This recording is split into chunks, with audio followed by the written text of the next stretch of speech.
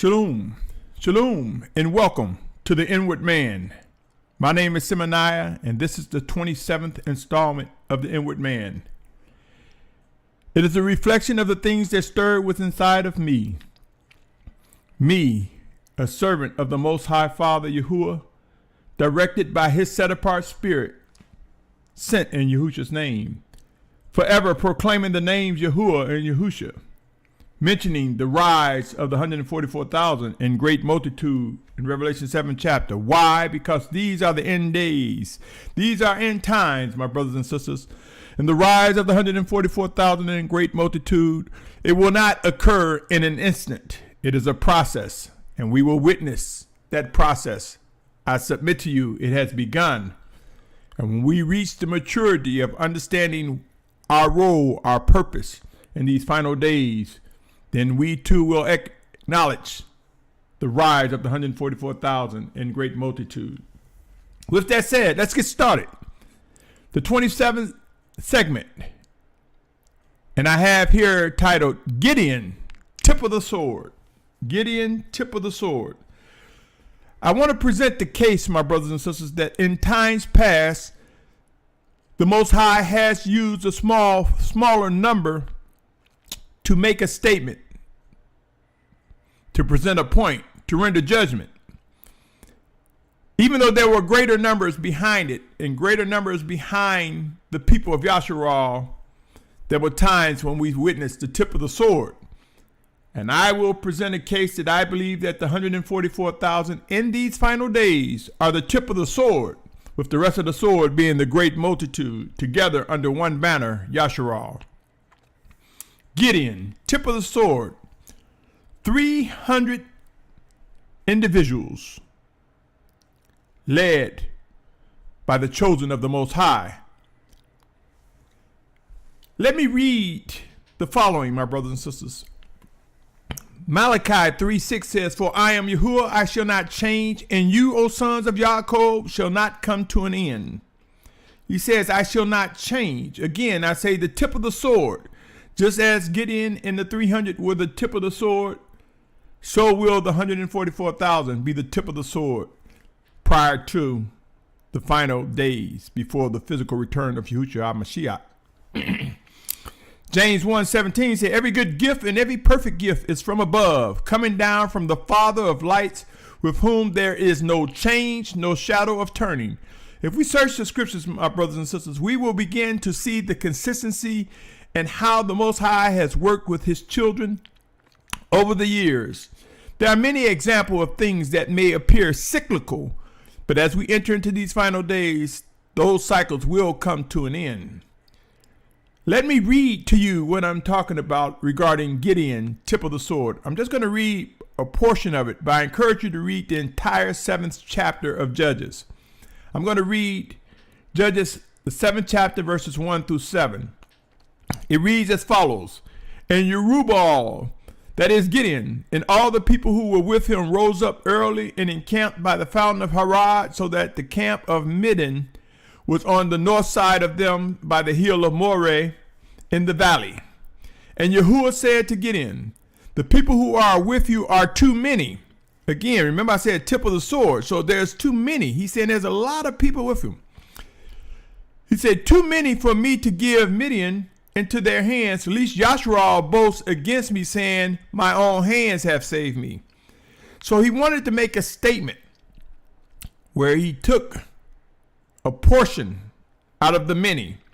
Let me continue to read. Verse 3 through 7 says, "And now proclaim the hearing of the people, saying, whoever is afraid and trembling, let him turn back and leave Mount Gilead. And 22,000 of the people turned back, while 10,000 remained." Again, I say tip of the sword. There was 22,000, 10,000 remained. But follow with me, my brothers and sisters. He goes on to say in the 4th verse, and I'm in the 7th chapter of Judges, "And Yahuah said to Gideon, the people are still too many. Bring them down to the water, and let me prove them for you there. And it shall be that of whom I say to you, this one goes with you, let him go with you. And of whomever I say to you, this one does not go with you, let him not go." So he brought the people down to the water, And Yahuwah said to Gideon, everyone who laps the water with his tongue as a dog laps, separate him from everyone who bows down on his knees to drink. And the number of those who lapped, putting their hands to their mouth, was 300 men. And all the rest of the people bowed down on their knees to drink water. And Yahuwah said to Gideon, by the 300 men who lapped, I save you and shall give Midian into your hand. Let all the other people go, each to his place. I will present a case to you, my brothers and sisters. I believe in these final days, we shall see the two witnesses become visible, the two witnesses that are mentioned in Revelation's 11th chapter. We shall see a rise of the 144,000. And we will see that they will be focused on obeying the Almighty Father. They will be the tip of the sword in these final days. 12,000 from each of the 12 tribes as mentioned in Revelation 7th chapter, of whom you may be one. In a great multitude, you may be among the ranks, all under the banner of Yashar'al. Pray, my brothers and sisters.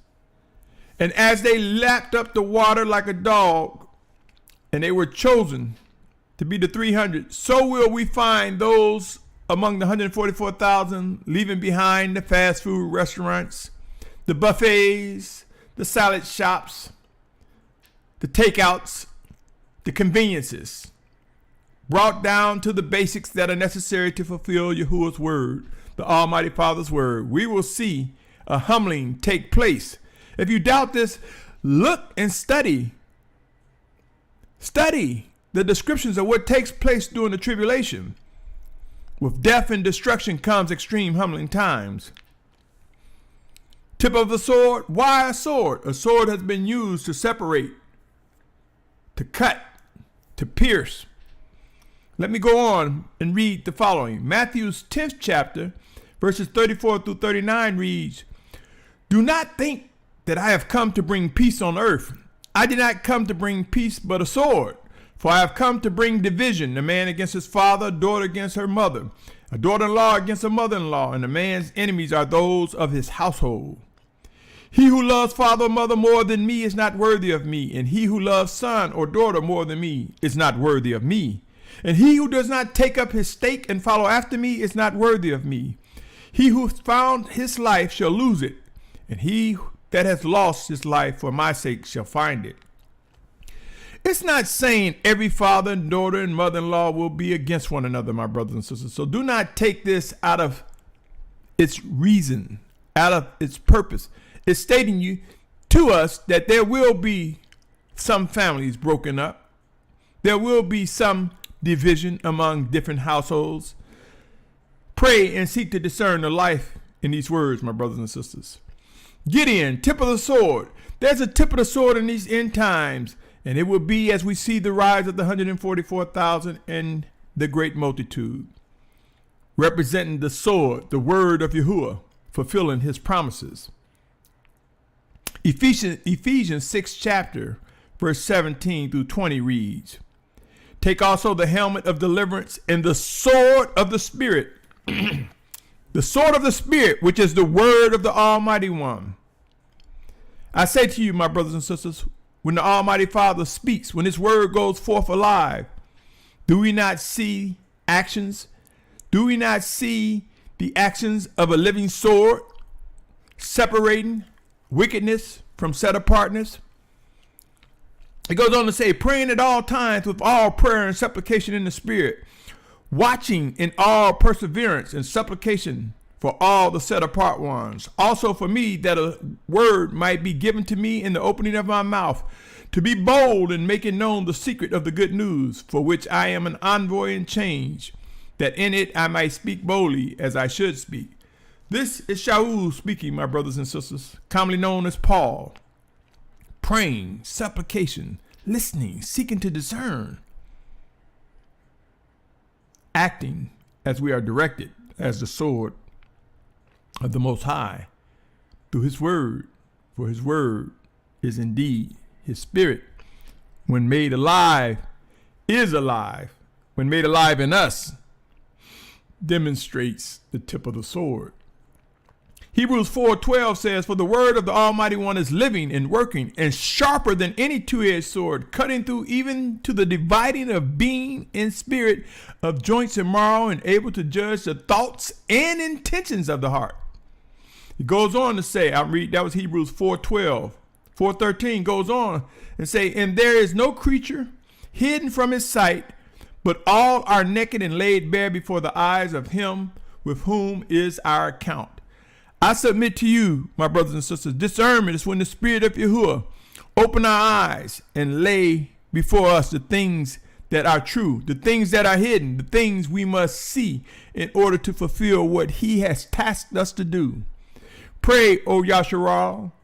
There will be a small few, and I have mentioned before that I believe these final days, that gathering from the four corners of the earth would be tens of millions of people. And tens of millions can still be a remnant when you compare it to 7.2, 7.4 billion people on the planet. So a rise of the 144,000 and a great multitude could indeed still be a remnant. Pray and seek to discern the life, a remnant, as we compare it to the entire world population. My brothers and sisters, some of us will get it before others. Some of us will understand before others. Some of us may be closer to the tip of the sword than the others. But make no mistake, a nation is rising. A nation is awakening. Across the spectrum, many people are coming into the truth. Keep in mind, one last passage I like to share, Revelation 2:16. Here he's saying, and this was to one of the assemblies, but this also applies to today. "Repent, or else I shall come to you speedily and fight against them with the sword of my mouth." Who is able to discern that the sword of the mouth of the Almighty Father Yahuah, sent in Yahusha's name, works in us, through us, one towards another? We will see the sword of his mouth working through his leaders, his chosen leaders, and his messengers. So I say to you, my brothers and sisters, visit Judges 7th chapter. Contrast it to these end times and ask, is there a tip of the sword going forth? Are we watching as the Most High sharpen and make us keen and quick as we are directed by him in order to identify the things that are wicked, to separate them from among our midst? Sure, there will be times when he prepare our table in the midst of our enemies. We are indeed in captivity. But know this, O Yashar'al, our deliverance draw near.